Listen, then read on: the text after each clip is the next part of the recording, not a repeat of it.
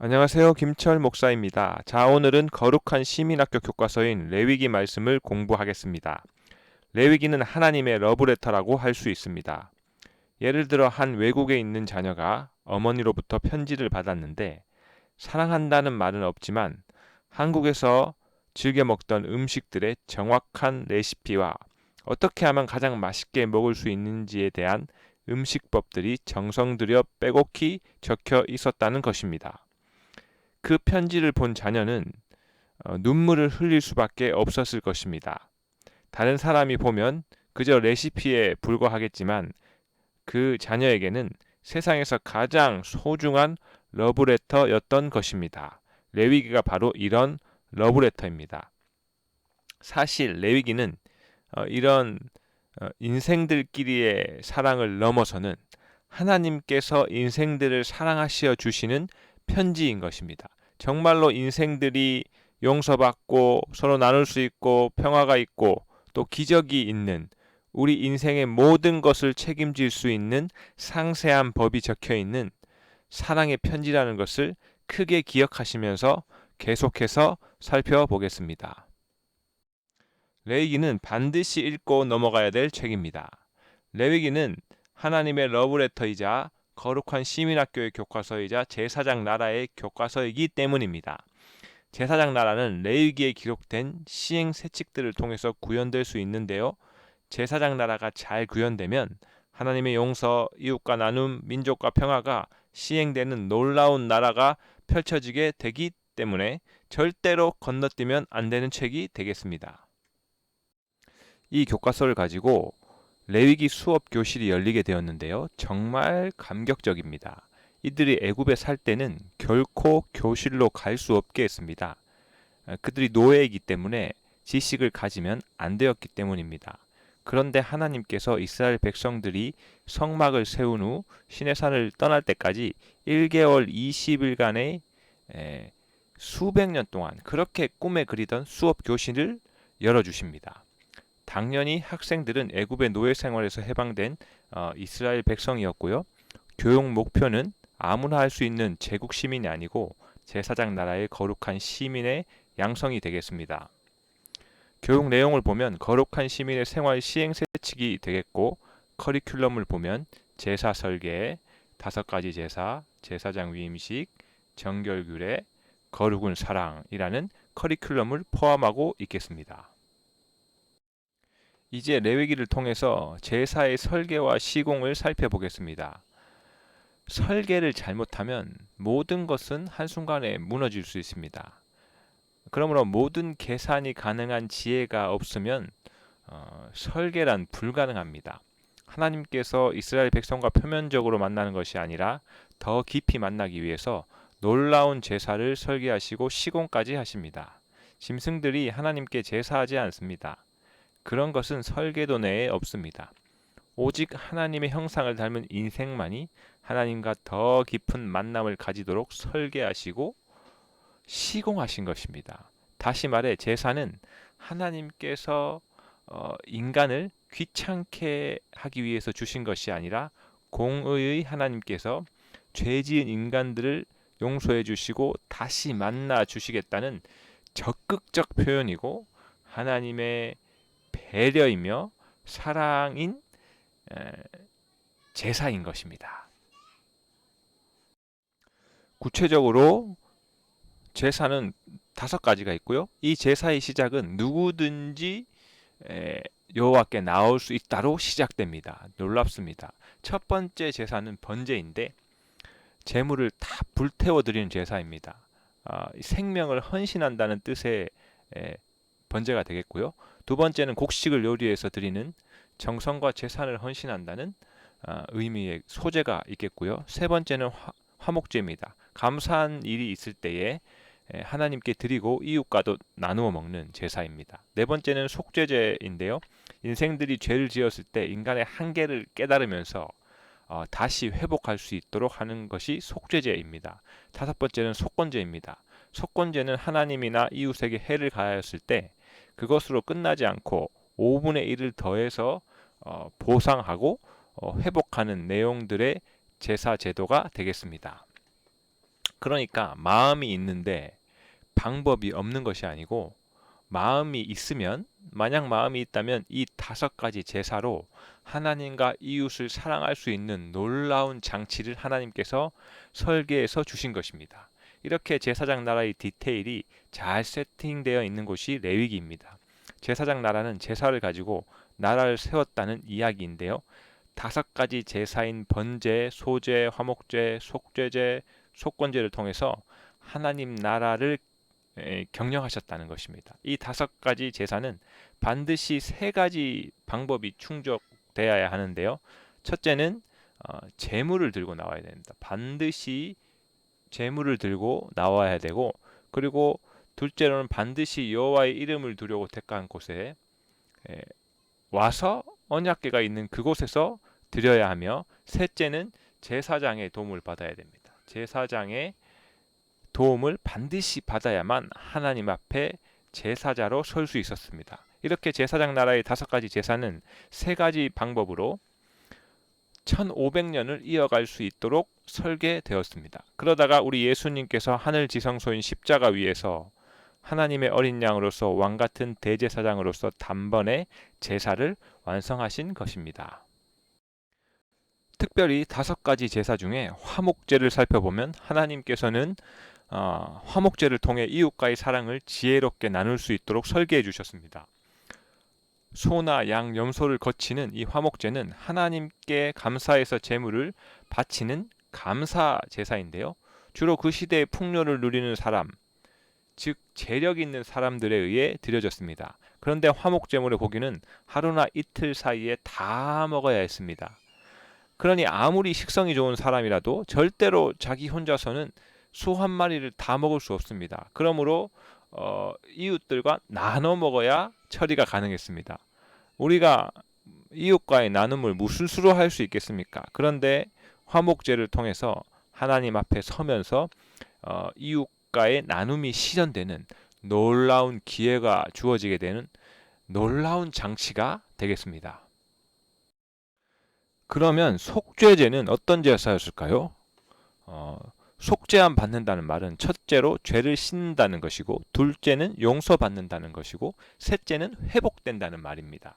인간이 죄를 짓는 순간 무너져 내린 인생이 하나님 앞에 제사를 통해서 죄를 씻고 용서를 받아 회복되는 놀라운 제사가 속죄제가 되겠습니다. 제물 이야기로 이제 들어가 보면, 제사를 드릴 때는 늘 제물을 준비해서 하나님 앞에 나가야 되는데요. 특별히 속죄 제물을 준비할 때는 각자의 이제 경제 사정에 맞추어서 준비할 수 있었습니다. 큰 죄를 지어 하나님 앞에 용서받고 싶어서 하나님 앞에 나가야 되는데, 경제적으로 너무 미약한 나머지 양이나 염소를 바칠 수 없는 형편이라면, 힘이 미치지 못하면 산에 가서 비둘기 2마리를 잡는 수고를 하라는 겁니다. 그런데 만약에 사정이 여의치 못해서 그것도 안 된다면, 그 다음 대안으로 고운 가루 한 움큼이라도 들고 나와서 하나님 앞에 속죄함을 받으라는 하나님의 말씀이 되겠습니다. 이 절차에 대해서 번거롭다고 느껴지지 않고, 정말 하나님은 하나님의 용서하고 싶으신 그 하나님의 마음, 또 그들을 용서하시고 다시 회복시켜서 하나님과의 만남, 또 이웃과의 나눔의 길을 터주기 위해서 노력에 노력을 더하시는 우리 하나님의 마음을 충분히 느낄 수 있겠습니다. 다음 이야기는 제사장 위임식과 첫 제사입니다. 첫 제사가 있다는 것은 마지막 제사가 있다는 것을 염두에 두시고 살피시면 되겠습니다. 먼저 제사장 나라의 대제사장으로서 아론과 그의 아들들이 위임을 받게 됩니다. 제사장은 매일 지정된 향을 드리며 제사를 집례하고 백성들을 데리고 하나님 앞에 서야 되었습니다. 그러니까 겉으로 정말 이 화려하게 보이는 이 대제사장의 복장은 사실은 직분을 감당할 작업복이었습니다. 드디어 첫 제사는 대제사장으로서 위임받은 아론이 드리게 되고, 제사장 나라가 공식적으로 출범하는 영광스러운 장면이 펼쳐집니다. 모세를 비롯한 모든 백성이 제사를 집례하는 아론을 지켜보았고 아론이 첫 제사를 드리고 나오자 여호와 앞에서 불이 나와 번제물과 기름을 모두 사르게 됩니다. 이 장면을 본 백성들은 소리 지르며 모두 엎드리게 됩니다. 바로 이 아론이 드린 첫 제사는 하나님께서 기쁘게 받아주신 것입니다. 자, 이렇게 레위기 9장을 기반으로 첫 번째 대제사장 아론 이후 1500년이 지나서 마지막 대제사장이신 우리 예수님께서 십자가 위에서 우리의 모두의 죄를 대신하는 마지막 제사를 집례하시게 되십니다. 다음 이야기는 나답과 아비후 사건입니다. 첫 번째 제사 후에 이스라엘 전체가 깜짝 놀랄 만한 사건이 일어나게 됩니다. 대제사장 아론의 장자와 차자인 나답과 아비후가 포도주를 지나치게 마신 나머지 지정된 불이 아닌 다른 불을 가지고 성소에 들어가게 됩니다. 이로써 하나님의 불이 나와 그들을 태워버리게 됩니다. 이 사건이 가르치는 의미는 제사를 가지고 하나님의 용서, 이웃과 나눔, 민족과의 평화를 얻기 위해 나아가기보다 제사 형식을 가지고 일종의 쇼를 할 수 있기 때문에 이 사건을 계기로 그런 제사를 경계하라고 보여준 것입니다. 이렇게 대제사장의 화려한 옷은 특권만을 말하는 것이 아니고 사명을 전제한 특권이라는 것을 분명히 보여주는 정말 뼈아픈 사건이 되겠습니다. 제사장 나라가 결코 특권층 중심으로 경영되어지지 않는다는 것을 단적으로 보여준 예가 되겠습니다. 다음 이야기는 거룩하고 정결한 삶을 위한 규례들입니다. 레위기 11장에는 먹어도 되는 음식과 먹지 말아야 할 음식이 기록되어 있습니다. 이후 레위기 11장이 있었기 때문에 청소년이었던 다니엘은 바벨론 제국의 포로의 한복판에서 제사장 나라의 음식법으로 맞짱을 떠서 이길 수 있었습니다. 그러므로 레위기 11장이 없었다면 다니엘 1장은 시작도 할 수 없었을 것입니다. 또한 레위기 13에서 14장은 당시 사회의 가장 약자였던 나병 환자에 대한 책임이 사회의 최고 위치에 있었던 제사장에게 있었음을 말해주고 있습니다. 그래서 이 말씀은 제사장의 필수 암기 사항이었습니다. 제사장은 나병 환자가 병이 회복되었을 때에 공동체의 가운데로 복귀할 수 있도록 이끌 수 있는 사람이었습니다. 이렇게 예수님께서도 나병 환자를 고치신 후에 제사장에게 가서 보이라는 기록이 있습니다. 우리 예수님도 사복음서에서 많은 병자를 고치셨는데 유독 나병 환자에게만 제사장에게 가서 보이라고 하셨습니다. 이것은 제사장 나라의 법 때문이고 또 이 말은 예수님께서도 제사장 나라의 율법을 잘 아시고 그 법을 지키셨다는 이야기가 되겠습니다. 그러나 예수님께서 십자가를 지신 후에는 나병 환자가 고침을 받고 제사장에게 보이면 그것은 불법이 됩니다. 제사장 나라의 법은 십자가 그 순간 이전까지만 유효했기 때문입니다.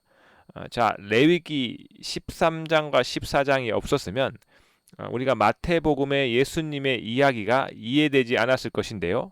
레위기가 있어서 예수님의 이야기를 잘 읽을 수 있으므로 정말 레위기가 있다는 것이 얼마나 감사한 일인지 모릅니다. 다음 이야기는 속죄일, 제사장의 자기 반성입니다. 제사장이 하나님께 제사를 드리다가 나답과 아비후처럼 또 죽는 일이 발생하면 안 됩니다. 그래서 하나님께서는 제사장이 성소에 들어오기 전에 자신을 위한 속죄제를 먼저 드리도록 하셨습니다. 이는 제사장이 먼저 자기 반성을 하라는 것입니다. 그리고 하나님께서는 대제사장이 1년에 한 번 지성소에 들어가는 날을 매년 7월 10일로 정하시고 온 백성의 죄를 위해 중보하는 속죄일로 지키게 하십니다. 속죄일은 백성 전체가 회개하여 깨끗하게 용서받는 날이기 때문에 기쁨과 감사가 넘치는 날이고 그 기쁨과 감사가 넘치는 축제일이라고 할 수 있습니다. 다음 이야기는 거룩은 사랑이라는 이야기입니다.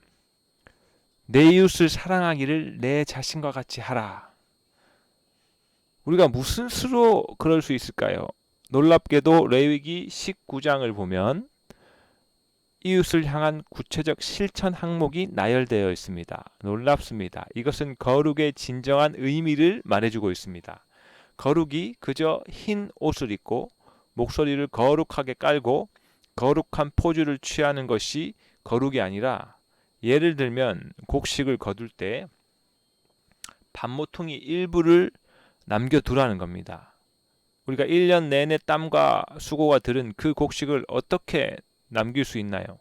그런데 포도원 열매를 다 따지 않고 떨어진 이삭을 줍지 말라는 겁니다. 왜냐하면 바로 가난한 사람과 거류민을 위해서 남기라는 놀라운 법입니다. 또한 도둑질하지 않기, 공의로 재판하기,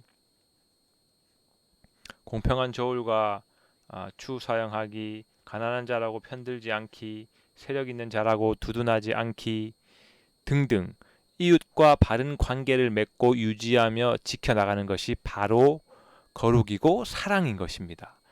한마디로 거룩은 사랑이며 그 사랑에는 행함이 따라야 하는 것입니다. 이처럼 레위기에 구체적 규례가 없었다면 룻기의 보아스가 이 법을 지키지 못함으로 빛날 수 없었고, 또 공의로 재판하고 공평한 저울을 사용하게 한 사내들인 공회를 세운 에스라도 빛나지 못했을 것입니다. 그러니까 룻이 보기에도, 이방인인 룻이 보기에도 제사장 나라 법이 너무나 아름다웠을 것이고, 에스라 때의 페르시아 왕도 이방 사람인 이스라엘 백성들과 에스라를 보면서 정말 놀라웠을 것입니다. 한마디로 거룩은 사랑이다라는 말을 레위기가 잘 담고 있겠습니다. 이제 이스라엘의 절기 문화와 두 가지 미래 이야기입니다. 레위기 23장에서는 이스라엘 백성들이 지켜야 할 여러 절기들에 대해서 말씀하십니다. 안식일, 안식년, 희년, 유월절, 오순절, 초막절, 나팔절, 속죄일 등등이 있는데요. 하나님께서 제안하시는 이스라엘의 절기 문화의 핵심은 쉬는 문화와 약자를 위한 문화입니다. 그러니까 안식일, 안식년, 희년, 유월절, 오순절, 초막절, 이 6가지를 놓아버리면 거룩이 깨져버립니다. 이것을 우리가 잘 잡아야 되는데, 우리나라의 설, 추석, 광복절, 3.1절, 개천절 등등 명절이 나오기 쉽지 않습니다. 그러니까 이 명절들은 하나님이 우리에게 주신 가장 좋은 시간의 선물입니다. 안식일, 안식년, 희년, 인간들이 어떻게 건강하고 건전하게 사용할 수 있을까 해서 그 시간을 선물로 주신 것인데, 창세에 주신 것이 안식일입니다. 만약 하루 일하고 6일을 쉬면 우리의 풍요는 없습니다. 이 시스템이 가장 생산성이 높은데, 이 부분을 지금까지 개혁해야겠다고 생각하는 사람이 없습니다. 창세기 1장에 선언된 시스템인데, 이것을 기반으로 이것이 반복되고 6년 후 7년째는 안식년이라는 겁니다. 6년 일하고 7년째는 안식년인데 단지 쉬는 것만 아니라 이웃들에게 탕감, 면제해 주는 겁니다. 그러니 이 시스템을 그대로 적용하면 빈부격차가 그때 되면 어느 정도 줄어들게 됩니다. 그러다가 50년째 희년이 되면 아예 원점으로 재산을 되돌려 버려서 인간 사회가 게으른 자가 부를 축적한다든지 상속받는 사람이 계속 부자가 된다든지 이렇게 나라가 썩지 않도록 시스템을 만들어주는 것이 이 안식일, 안식년, 희년의 시스템이었습니다. 놀랍습니다. 또 그 명절, 이 여호와의 이름을 두려고 택한 곳으로 1년에 3차례 모여야 되는데요. 그러니까 6월절, 무교절 같은 말이고 77절과 오순절은 같은 말입니다. 그리고 이렇게 나팔절, 속죄일, 장막절이 붙어 있고, 이제 불임절은 에스더 때 생긴 절기인데, 이들이 이때 모여서 1년에 3차례 모여서 뭐 하냐면, 자신의 민족이 무슨 사명이 있는지, 제사장 나라가 무슨 사명이 있는지 재인식하는 시간입니다. 6월절은 자기 민족의 출발에 대해서 한 번 더 생각해 보고 또 출애굽 때 죄가 넘어가는 용서받는 것을 항상 기억하는 시간이고요. 오순절은 매년 수확을 경축하고 율법 받는 날을 기념하여 출애굽기 통독하고 또한 수확한 것들과 하나님께 나아가보는 그 귀중한 시간입니다. 초막절은 자기 민족의 이야기, 그 일주일 동안 그 기록된 책을 들고 공부하고 체험하는 시간이 되겠습니다. 이러면서 민족끼리 서로 이해도도 높이고 또한 자기 민족이 정말 민족 우월주의에 빠지지 않도록 하는 시스템이 바로 이 명절 시스템이었는데요. 자기 민족애가 커지면 제국밖에 안 됩니다. 이것을 극복하기 위해서 3500년 전에 하나님께서는 제사장 나라라는 것을 주셨습니다. 대박 시스템이 이 레위기 안에 있습니다. 이 제사장 나라가 이름만 있는 것이 아니고 얼마나 체계적인 나라였는지, 정말 이 제사장 나라가 이렇게 체계적인데 이 나라가 십자가를 통해서 하나님 나라에 쏙 담겨 버립니다. 정말 백종원 선생님이 레시피로 이렇게 해라 저렇게 해라 이렇게 썰어라 볶아라 그럼 맛있는 음식이 나온다 라고 했듯이 그렇게 하면 맛있는 음식이 나옵니다. 레위기도 하나님께서 이렇게 하라는 대로 하면 정말로 멋진 나라가 되는 거죠. 그러니까 레위기를 절대 건너뛰면 안 되고 거기 머물러 있어도 안 되고요. 레위기를 읽고 계속해서 민수기 신명기 쭉쭉 치고 나가셔야 됩니다. 하나님 나라 제사장 나라를 이해하려면 레위기를 먼저 꼼꼼하게 짚고 넘어가시면 되겠습니다. 마지막으로 레위기 26장에서는 이스라엘 백성들이 하나님의 말씀대로 준행하며 살 때와 그렇지 않을 때 어떤 결과가 있을지 두 가지 미래에 대해 기록하며 레위기의 결론을 말씀하고 있습니다. 제사장 나라의 법을 잘 지킬 때는 국방을 책임져 주신다는 이야기와 또 경제를 책임져 주실 것을 말씀하십니다. 즉 다섯이 백을 쫓고 백이 만을 쫓을 것이라 말씀하셨고 또 묵은 곡식을 먹다가 새 곡식으로 바꿔주신다고 말씀하셨습니다. 이렇게 하나님의 말씀에 잘 순종하면 국방과 경제를 책임지신다는 말씀입니다. 그러나 제사장 나라의 법을 지키지 않았을 때는 3단계의 처벌을 내리신다고 말씀하십니다. 1단계는 흉년이고 그래도 지키지 않았을 때는 2단계로 수탈이며 그래도 지키지 않았을 때는 3단계로 포로로 끌려간다는 말입니다. 이스라엘 백성이 제사장 나라의 법을 불순종했을 때에 이런 처벌을 받을 것이라는 말씀입니다.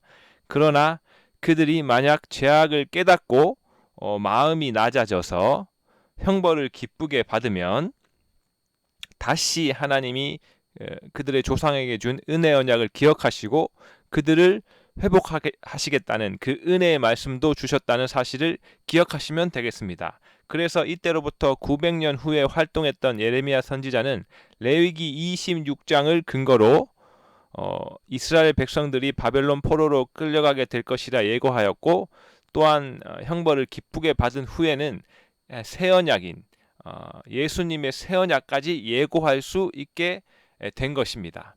자, 오늘은 우리는 거룩한 시민학교 교과서 레위기 말씀을 살펴보았습니다. 우리가 레위기를 어렵다고 생각하는데 레위기는 어려운 책이 아니고 바로 하나님의 러브레터라는 사실을 기억하시고 레위기를 재미있게 읽으시는 복된 여러분이 되시기를 기대합니다.